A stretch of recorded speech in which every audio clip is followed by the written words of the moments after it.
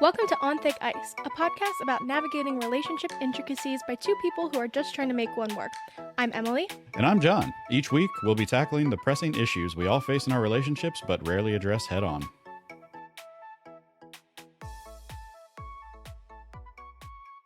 Whether we realize it or not, our view on relationships and love has been influenced by the books we read, the movies we watch, and the TV shows we love. You may have heard John refer to me as a dumpster brain on this show in the past when I make some obscure reference that he doesn't understand. That doesn't sound right at all. And it's true. My brain is a trash can full of quotes and funny moments from my favorite TV shows that I've rewatched hundreds of times. And in that trash can, there's some pretty solid advice on how to make a relationship work. Or at least how they wanted you to Exactly, yes. perceive it. So today, John and I are starting a new series where we break down the relationship life lessons we can learn from our favorite TV shows. Probably something we'll do every once in a while. We've got a couple lined up. If you have requests, we will be happy to take them. We are going to start today with the show that has been there for us since 1994, Friends. I see what you did there. Yeah, that was good, right? Yeah. So, like most of these things, these shows that we are going to be discussing throughout this series, I feel like I probably know it better than you do. There's like one exception that you know better than I do, but like as far as Friends goes, Hey, look, there's a lot of relationship drama on Gold Rush, all right? Didn't you like miss the Friends phenomenon? You were like alive. You were like 12 when it came out. Did you watch it when it was on? I'd never watched it really until me? Yeah. That's crazy. I mean, it's one of those things you can't miss. It's like right, like everybody's seen an episode of Seinfeld, but like it's always there. You never actually like watched Friends. Right. I never had timelines. I never really fully understood the relationships, you know, all that good stuff. So yeah, it was something very new when we got together. Gotcha. And I do like it. I mean, it's a great show. It's a great show. And I do think that watching the way that you watch shows on TV versus watching them on streaming, yes, I think really twists some perspective because it really jumps timelines and so on, kind of like Impractical Jokers. Like we watched that and we learned so much more by watching them progressively. Yes, like you actually get engaged instead of just watching a cool show. Yeah. Well, I wanted to bring that up because I feel like throughout this document, I kind of like I feel like I'm over explaining a bit and it might seem repetitive to people because like everybody's seen Friends 1,000 times, but it's for the fact that John probably doesn't know this as well as the rest of us do. So I just have to put that out there. I think I might know a little more than you think I do. No, I do. I think you will. I've only watched it how many times with you now? 400? Maybe 4. Yes. Fully. Well, like end to end. Like, yes. And then that doesn't even include like the when we see it on TV. And when I make us watch all the Thanksgiving episodes the day before Thanksgiving and the Christmas episodes, yeah, it's a tradition. It is. So I have watched Friends since it was on TV. It was my mom's favorite show, and even though I was a baby when it came on, I was there on Thursday nights watching Friends with my mom. I remember the episode where Ross and Rachel have a baby. That's when the first time I asked what a condom was. Like I remember watching the finale. Like Friends has been a part of my life since it was on TV almost 30 years ago. So this is ingrained in me. And I didn't even need a Google search to extract the relationship life lessons that we can learn from Friends. So I guess my question is, before we hop into the lessons themselves, do you think or do you feel that the show has had an impact on the way that you've lived your life? Yeah, for sure. Yeah. For sure. Yeah. Especially a lot of what I thought my life was going to be or should be, and then setting realistic expectations for it as well. So beyond relationship-wise, it's like when you're a teenager and you're watching it, you're like, oh God, like I can't wait to like be in my 20s and living in an apartment with my best friends and my other best friends live next door. Like that's not real. That doesn't actually happen. You get that in college maybe. But the realistic part of it is stuff like Rachel and her career and like the progression of like her storyline, Monica and Chandler finding each other and realizing that they were meant to be together all along. Like that kind of stuff is definitely, it sets realistic expectations as to what life looks like as well as the unrealistic expectations. Well, I wonder, like, the reason I brought that up is, are the expectations actually realistic, or are they realistic because they were drilled in your brain and you never really had anything else to taint your path?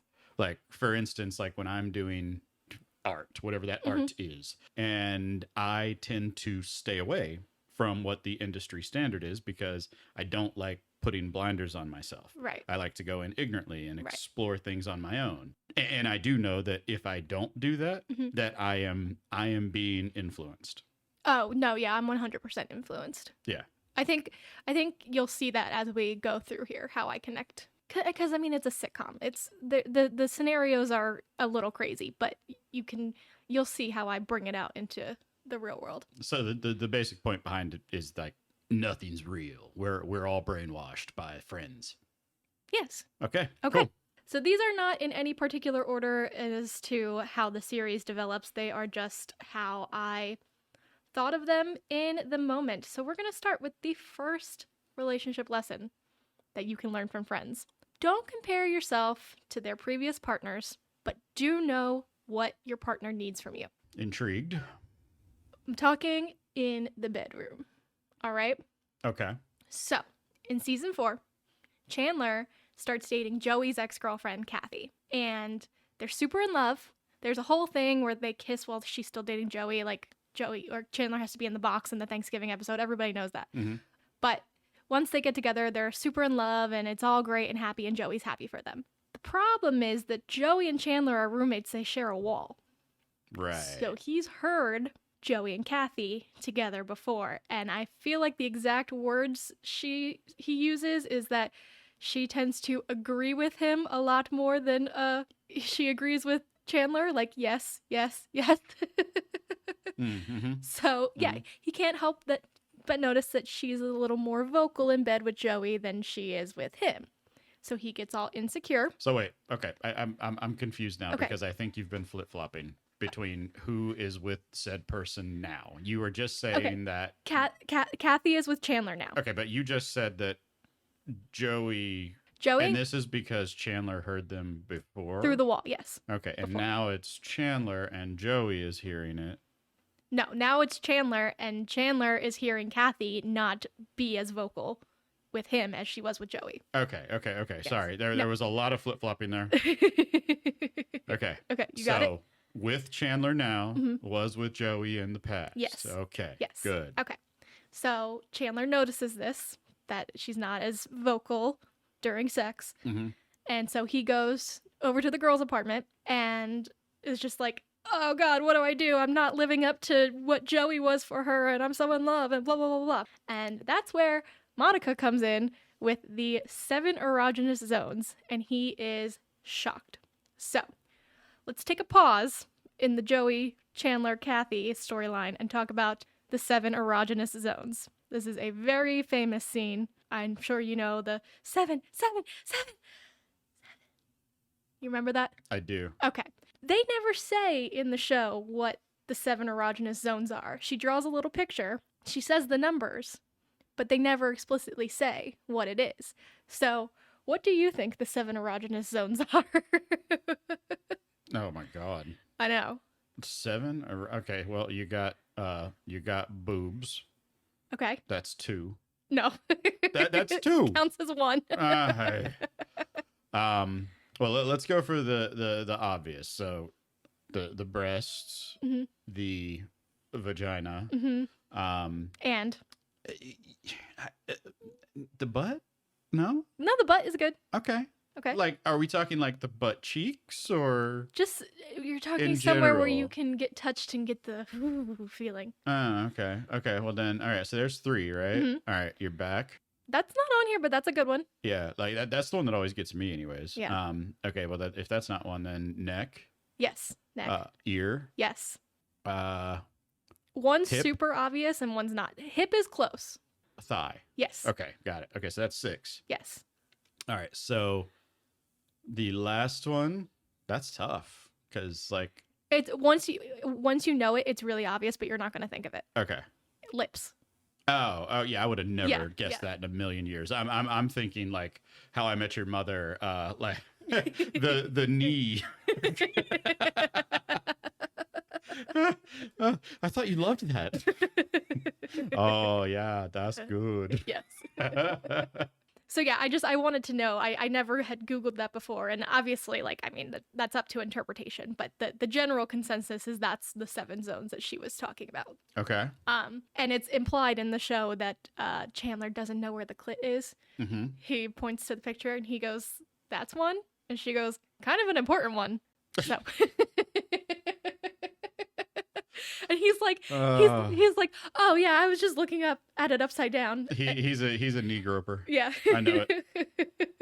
That's the spot. Rachel is so funny in this scene too because he's like, "I was looking at it upside down," and she's like, "Sometimes that helps." You know, I think that we need to like go full circle on this one somehow. Okay. Like we need like, okay, so you got the 7 erogenous zones. Mm-hmm. We need the other scale. We need the other end of that spectrum. The 7 stay away from zones. Yeah, I mean it's like the hot and cold. Like don't pick my nose. You're getting warmer. Yeah, nope, you just fucked it up. -3. So anyway, that's a fantastic scene.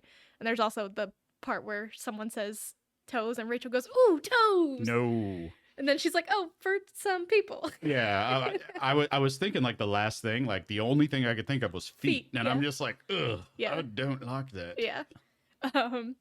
So, okay, bringing it back to Joey and Kathy and Chandler and the comparison.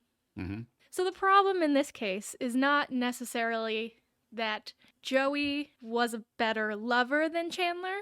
It was that Chandler... He knew where the clit was. Okay. Well, yes. But it was that Chandler wasn't in tune with Kathy. Right. Right? Love languages. Love languages, Before exactly. love... Well, I don't Physical know, love languages. I don't know if that... No, I think love languages was after. That was like 2015, I think. Yes. Okay. Yeah, so we see later in the episode, I think the tag of the episode is that Monica's advice works. Kathy runs into the girl's apartment in a t-shirt and underwear, gets on her knees, hugs Monica, and is just like, "Thank you, thank you, thank you." So he didn't know what he was doing. Doesn't mean that his relationship with Kathy was any worse than her relationship with Joey. He just needed to learn what he needed to do instead of worrying about what Joey did. You see what I'm saying there? Right. So that's where the comparisons, it's wasting your time comparing yourself to someone that they were with before. It's not worth it. Learn what they need and move forward. I use a comparator mm-hmm. in other areas, but it's your point. Like you have your own way of being good at things. And whatever that thing is. Mm-hmm. So you don't have to pick the most extraordinary way to be different. You just have to be good at whatever it is you are different at. Exactly. Yeah. And Chandler learns this lesson. We can all learn this lesson. But it also is proven later in the series because Monica and Chandler do get together eventually. And she, before everybody knows that when they're still secret dating, and Rachel thinks she has a secret boyfriend from work, she tells Rachel that he's the best that she's ever had. He took what she told him and has applied it more than once. He didn't compare, well, he does compare himself a little bit to her ex-boyfriend, but not in that way. He just learns what his partner needs and gives it to them. Yes. There you go. Thanks, Chandler, for being a bad lover. Yeah. I think there's a lesson there for sure. Mm-hmm. But I'm just like thinking out loud, like, how do you identify that? Like, if your partner doesn't tell you and you don't have previous experience listening to your roommate have sex with your current girlfriend in the next room, mm-hmm. knowing the response rate, frequency, mm-hmm. The pitch and tone, mm-hmm. all that good stuff. How do you identify if you're not satisfying your partner when they won't tell you? Well, let's take it back to last week in White Lies. Don't fucking fake your orgasms, ladies. Yeah, okay. There you go. All right. Boom. Or just be vocal. Yes. Just be like that a little to the left. Do it blindfolded with an icy. That is my belly button. Oh. That's like that.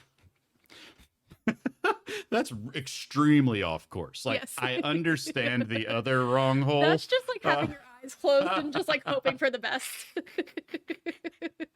That's the wrong sector. Yes. All right. Let's move on to the second lesson. And this is another one that kind of ties back to another one of our episodes, and you might see where I get some of my feelings about things. Okay. Age gaps Mm-hmm. can be a really big deal if you're not on the same page. I will say that Dr. Burke, Richard, Monica's boyfriend in season 2, is probably part of the reason that I've always been so attracted to older men. I thought that was Steve Carell. Steve Carell is up there, Okay. but Steve Carell continues to get hotter now. He was not hot when I was a child. Fair enough. Okay. So anyway, we have spoken about age gaps. We have a whole episode on it. If you haven't listened to it, go listen to it. It's horrible. You're going to hate it. We have an age gap, and we are, we think it's fine. Age gaps are okay in some cases, right? I mean, we know what challenges can face us, Yes. and we take them head on. Yes. And this happens twice in the series of Friends where they do not take the challenge head on, and it becomes an issue. This is like a what not to do if you're going to date someone of a different age. So the first time it happens is Monica and Richard. They're 21 years apart. He's 21 years older than her. They also have a whole thing about he's her dad's best friend, and she went to high school with his daughter. And it's Yeah, I remember all that. Yeah. But they seem like the perfect couple. And when they're together, the show is setting it up like Richard is the love of Monica's life. Like, they're perfect together. They, whatever. They fall in love. It's great. It's fantastic. They tell her parents. Everybody's happy, whatever. But the problem is that they wait too long after they're already in love, already both thinking we're going to be spending the rest of our lives together, to have a very important talk.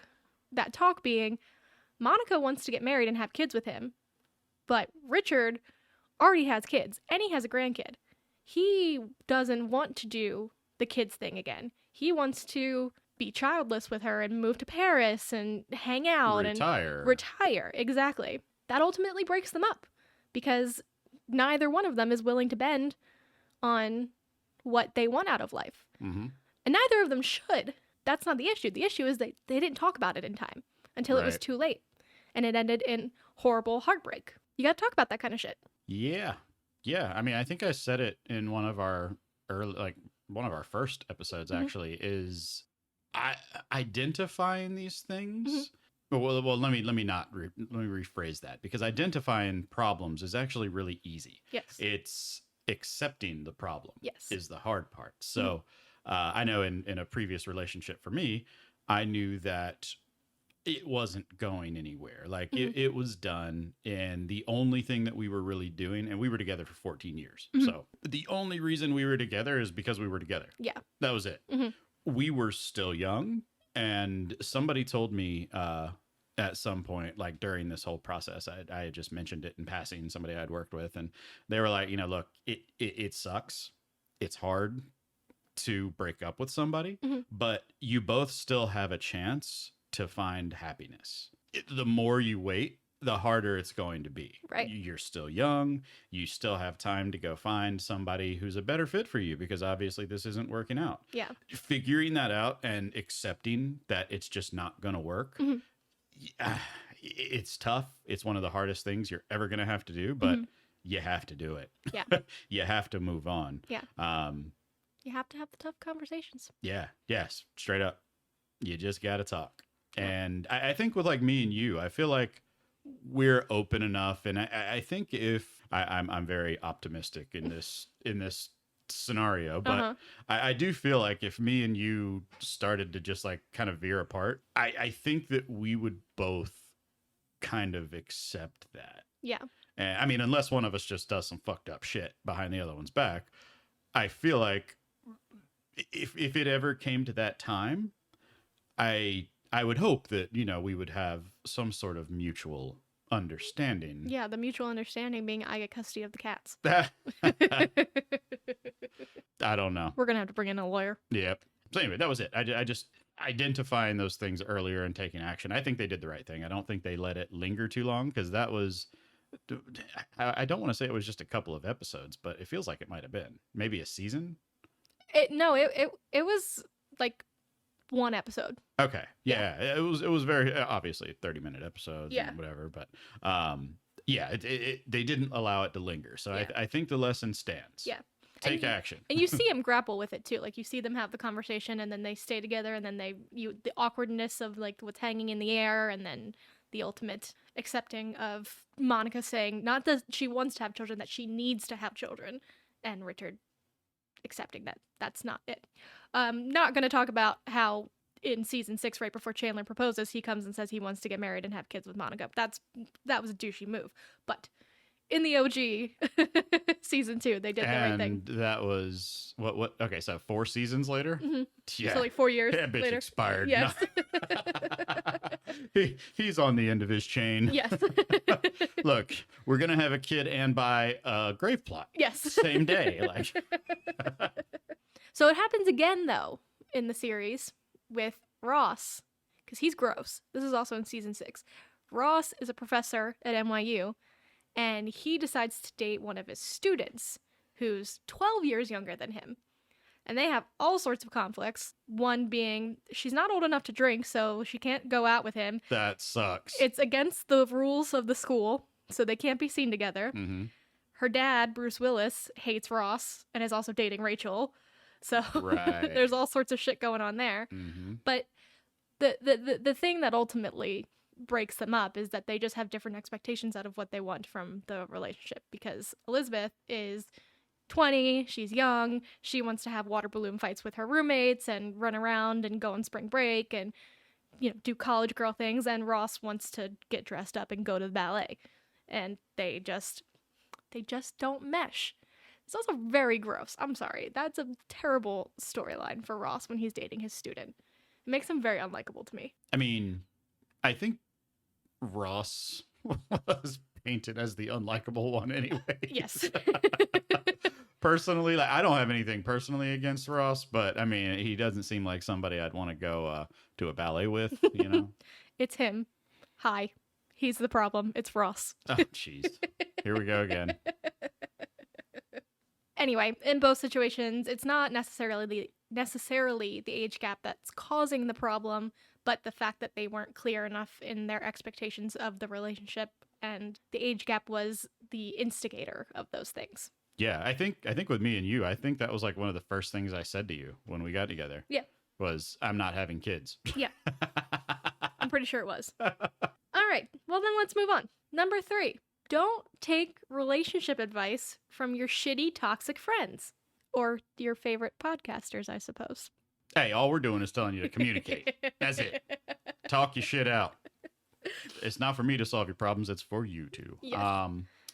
So this happens over and over and over in the series. Obviously, it's called Friends. They take each other's advice for shit all the time. But the specific example I want to talk about is in season 3, when Chandler is dating Janice, and the one time where they're dating and they're actually in love, where he's actually likes her. Is this the first time? It's not the first time. The Okay. first time is in season 1, and Phoebe dumps her for him, and then they get back together on Valentine's Day, and he dumps her. And then season 2, he calls her at the end of, or he calls her and she's pregnant. And then season 3, she's getting divorced and they get together, and that's when they're in love. Okay. And she's in every season after that as well. I just love her voice. Oh my God. Oh, stop. We don't need to do that again. Okay. So anyway, when he's dating Janice in season 3 and they're in love, he goes to Ross and Rachel, who are also dating at this point. He goes to them for advice on how to, on advice on a lot of things. I think the original thing is that Janice asks if she looks fat, or if does this dress make me look fat? And it caused a fight because he looked at her before just saying no. Like, yeah, whatever. Right. So he goes to Ross and Rachel for advice, and he's asking them all this stuff, and it leads to him asking how to get some space while they sleep, because he likes space, but she likes to cuddle. Mm-hmm. And Rachel's like, oh, we can't help you with that because we're cuddly sleepers. And then she leaves to go for work. And Ross is like, all right, this is what you do. And he introduces the hug and roll. So, all right. So you're cuddling, wait for her to fall asleep, hug her, and roll her. Hug her, roll her away.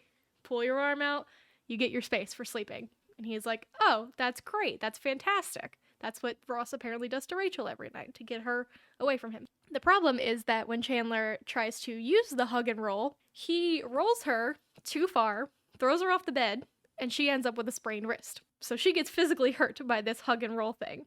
And then she sees Rachel. Rachel's like, oh my God, what happened to your wrist? And Janice is like, oh, Chandler used Ross's whole hug and roll thing on me, which then causes a fight between Ross and Rachel. So not only does this shitty advice from, guess who, fucking Ross, land Janice with a fucking broken wrist, it also causes a fight between Ross and Rachel, who fight all the time anyway, so whatever. The point is, he should have just told Janice, like, hey, I love to cuddle with you, but when it's time to go to sleep, I need a little space. Is that okay? Instead of going to his friends to ask for advice. That did not work out.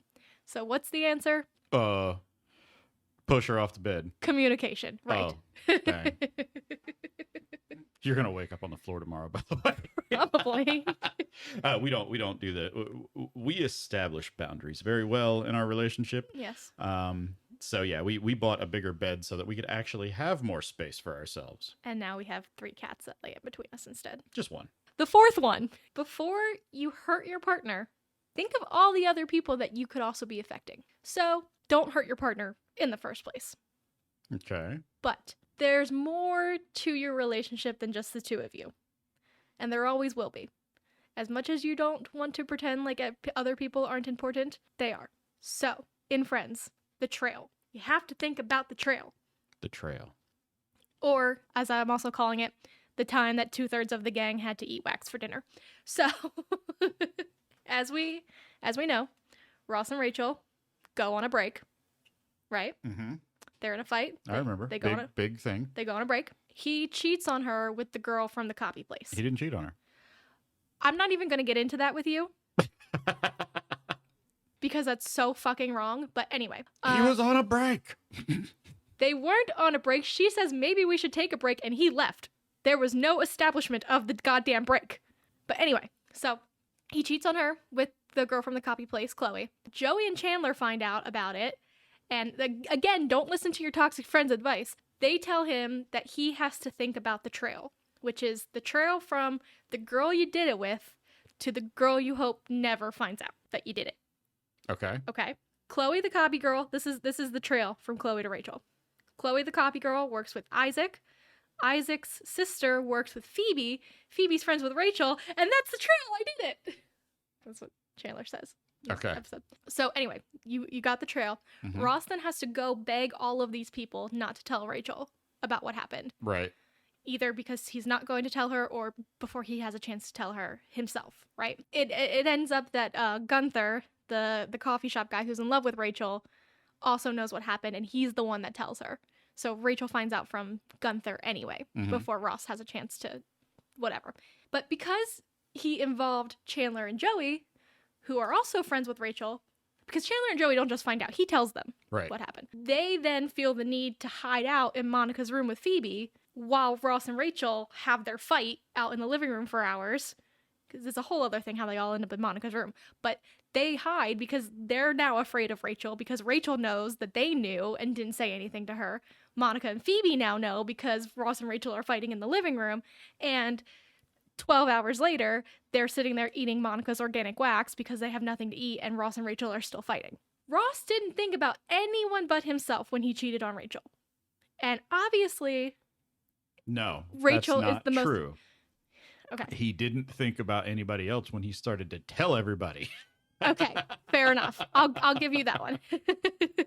Obviously, you know, like he wakes up in the morning and the first thing he thinks of is Rachel and how do I get this girl out of my apartment and blah blah blah. He's obviously upset that he hurt Rachel, but he doesn't think about the fact that you're all in a fucking friend group and you hooked up with a girl who's, you know, a side character but is in your neighborhood. Is, you know, it's like if you hooked up with fucking someone who worked in the office here, you know what I mean? Right. Like non-avoidable. Right, exactly. There's this whole group, this whole mess of a situation that he created because he made a selfish choice to hurt Rachel. So you have to think about that kind of shit. Like, if for whatever reason we were in like a huge fight and like I did something awful and you hated me and you decided the best revenge was to go out and cheat on me, that would be awesome. That would hurt me. That would kill me. But you know who else it would kill? It would kill my mom. It would kill Elizabeth. It would kill the cats. You know what I mean? Yes. There's more people than just the people in the relationship. Well, I think the core of cheating in general is that you're not really thinking. And I've never cheated, so I don't know. Yeah. I've been cheated on by everybody but you, as far as I know. There hasn't been none of that. I don't think there's been any. Well, there has now, but opportunity. I was about to say any opportunity for that. Yeah. No, but the idea of I don't like this one. I don't like it. Okay. I think. I had a feeling you were gonna have issues with this one. Yeah, it's more along the lines of like you aren't thinking anymore. Your penis is now. You're not thinking. And your you're penis making doesn't decisions. have a conscience. Yes. Yes. I think the moral of it is not to take time to think about it because you're probably not going to, but accept the fact that when you do this horrible thing, that it's not just your partner that you're hurting. Right. That it's a bunch of other people too. I agree with that. Yeah. I think like in the moment though, like I think thinking went out the window already. Yeah. So if you're not worried about how it's going to impact your partner, then you certainly aren't worried about how it's going to impact your friends. cats. Yeah. Okay. Just saying. Yeah. Anyway, they were not on a break. I'm team Rachel on that one. I am too, just because Ross is stupid. Ross is stupid. Stupid. Okay, ready for number 5? I've been waiting for like 2 seconds. I mean, shut up. Don't set expectations for your partner that you are not willing to meet yourself. Yes, I like this. I like where this is going. Okay. So, I believe it's season 8. At one point, Joey almost breaks up with a girl because she picks fries off of his plate. Mm-hmm. So they go out to eat. She orders a salad. He orders whatever he orders. She doesn't ask. She picks a fry off of his plate. There's a whole big thing. Joey doesn't share food. He won't even share his grapes with Emma, the baby, at breakfast. Like, he doesn't share food. So Phoebe tells him, like, hey, instead of just breaking up with her right away, why don't you remedy the situation? Okay, order some fries for the table. And so that's what he does the next time. They go out to eat. She orders a salad. He orders whatever he's ordering, some seafood thing. And he's like, I'll get some fries for the table. He makes a whole big thing about it. She's like, oh my gosh, this fries look so good. And he's like, oh, I didn't know you like fries. Go for it. What's mine is yours. So she does. And then a couple minutes later, she goes, oh my God, are those clams? And goes to pick off of his plate again. And he loses his shit, throws the plate, ends up on the floor. He eats the food off the floor anyway. And whatever, he explains to her that even though he said what's mine is yours, he didn't mean it. He says, I have certain boundaries when it comes to food. I don't share my food. And she's like, okay, cool. Like, that's fine. I get it. They get dessert. She gets a chocolate cake. He gets something he doesn't like. She gets a phone call, has to walk away. He eats her entire dessert while she's gone. And when she comes back, he's covered in chocolate. And he's like, I'm not even sorry. Literally. I'm not even sorry. So he makes this big to-do about Joey doesn't share food. But the second he wants But he does steal food. The second he wants something of hers, and she specifically says before she gets up and walks away, like, this is a two-way street. Like, you can't have some of my cake if I can't have some of your fries. And he's like, okay, yeah, sure, whatever. And then eats it all anyway. So he sets a boundary. She respects the boundary. And then he flips the table on her. Immediately. It's a silly example, but I mean, mean, this goes back to the annoying habits. Exactly. I mean, it's if you're going to get irritated at somebody else about something, you have to keep yourself in check. Right. It's just Right. the rules. Right. Exactly. It's just them rules. Yes. If she can accept that When you're not home and I go in the bathroom and the toilet seat's still up, I'm like, that bitch. And I'm like, wait, she's not here. She hasn't been here for 2 weeks. Like, you dumbass. You are so bad at putting. But yes, so she can accept that he won't share his food with her. He needs to expect that she's not going to share her food with him. Yes. It's a two-way street. So it's okay to have rules and boundaries. I think he did a good job of setting a boundary. He just didn't follow through on it. Yeah. Joey doesn't share food. Unless it's not his. Yes. That's the rule. I wonder if they would have clarified that, if it would have made it any better. All right. Number 6. Know how to get your partner in the mood. Firecrackers. So, John, I'm just going to ignore that you even said that. Oh. Did I ever tell you about the time I went backpacking through Western Europe? No, because you didn't. Shh. Years ago, I was backpacking through Western Europe and I was just outside Barcelona, hiking in the foothills of Mount Tibidabo. Barcelona. Shut up. Oh, sorry. I'm trying to get you in the mood. Jesus. You know what's funny is this is pretty much how it goes down in the episode when Ross tries to tell this story. I was at the end of the path and I came to a clearing. There was a very secluded lake there, and there were trees all around. It was dead silent, and across the lake I saw a beautiful woman bathing herself, but she was crying. Dot, dot, dot. She got bit by a Anyway. lake spider. This is the infamous, if you will, Europe story. It is the story that Joey uses when he wants to get laid. This comes up in the episode where it's the one with the videotape where they're trying to find out who seduced who to get Rachel pregnant, and turns out he accidentally made a videotape of it. He's been in a 6-month dry spell. He has a date. He wants to have sex tonight. Joey's like, you gotta use this story. It works every time. Obviously didn't work for him because she was doing what you were just doing to me while I was trying to tell the fucking story.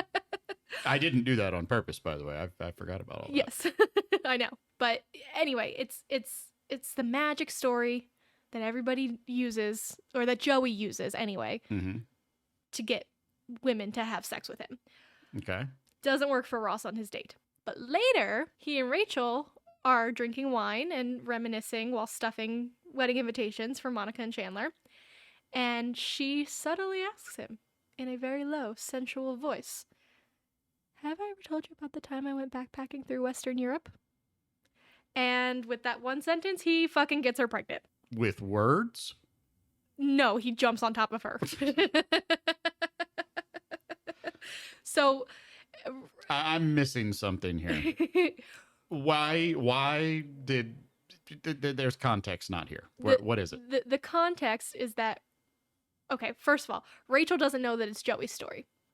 How did she get the story? She got the story from someone at work who told her some guy named Ken Adams told her the story. But Ken Adams is Joey's fake name that he uses. Okay. So Rachel has the story, but Joey's not the one. Worked on this girl. Yes. And now she's like, oh my God, this guy Ken, blah, blah, blah. She's going to use it on Ross because they're reminiscing over the wedding invitations about how they almost had sex the night Monica and Chandler got engaged. Mm-hmm. So Ross, knowing what this story is leading to, because he just tried to use it earlier that night on a different date, jumps on Rachel, literally. And that's the origin story of how Rachel gets pregnant. Okay. So the story doesn't really matter. It was never about the magic story so much as it is about reading the moment, knowing when you both want to have sex, and leaning into it. So Ross, with his first date, he was trying to make this magic story work, and the vibes were just off. They weren't clicking. He's just desperate to get laid. She's just wanting to have a conversation because she's on a date. She's not picking up the cues that he's trying to turn her on. However, when it's Ross and Rachel, and the mood leans a certain way, she reads the moment and pulls out the magic story. And wouldn't you know, the magic story works. It's not about the story itself. It's about reading the room. I can agree it's not about the story. Yeah. Yes. Mine used to be the bacon tramp stamp. Yeah, I remember when you told me about the bacon tran stamp, and that made me the opposite of horny. Did that ever work for you? So it did. I didn't act upon it though. It Okay. was more of a mental game for me. Uh-huh. Like I don't even know where this came from. The Mm-hmm. bacon tramp stamp. What a fucking weird Mm-hmm. scenario. Anyways, um, I did it once. It gained attraction, and I was like, you know what? I'm gonna see if I can do this again. So Okay. I purposefully went in with the bacon tramp stamp, and probably 10 fucking times. It's the story. It's the personality that goes with it. It's the delivery. It's Yes. everything that goes with it. But the It's point the is, whole thing. it is it's an interesting thing Mm-hmm. because the first thing you get in response is, "Huh? Right. What the fuck? Yeah. I have to see it." Yes. And then You get them hooked. you refuse. Mm-hmm.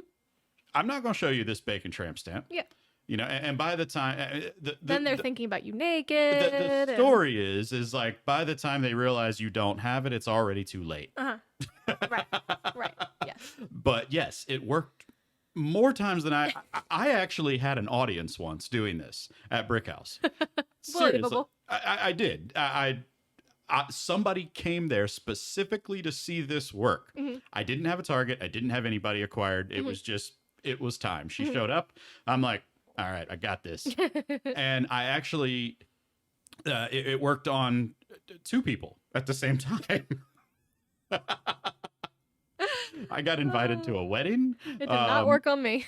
All of these, and again, I never, ever, ever acted on Mm-hmm. this. I swear on my life Mm-hmm. and on my cat's lives, Mm-hmm. I never acted on it because personally, like once I knew I had them, Mm-hmm. the game was over. Right. Interest is gone, Mm-hmm. and I really just talked you into having sex with somebody who has a bacon tramp stamp. Right. I am a likable person, Eh. but still a bacon tramp stamp. Well, my move used to be very simple back in my single days. It worked like a charm almost every single time. Start talking, you're having a conversation, and then just every once in a while, just look at their lips. Come back to their eyes. Yeah. Oh, yeah, I love that sports team. Look at their lips. It worked. I'm telling you, it worked. Hmm. It was like a charm. I don't know. I would think something was on my chin. Nope. Yeah, It's all in the delivery. maybe. I don't know. You hated me, so I never, Exactly. never Yeah. got to Yeah. experience You didn't get this. my move. Yeah, Um, you made a new move on me. but anyway, moral of the story is that Bacon tramp stamps are awesome. the story And was if not anybody magic. tries it, I need results. Okay, straight up.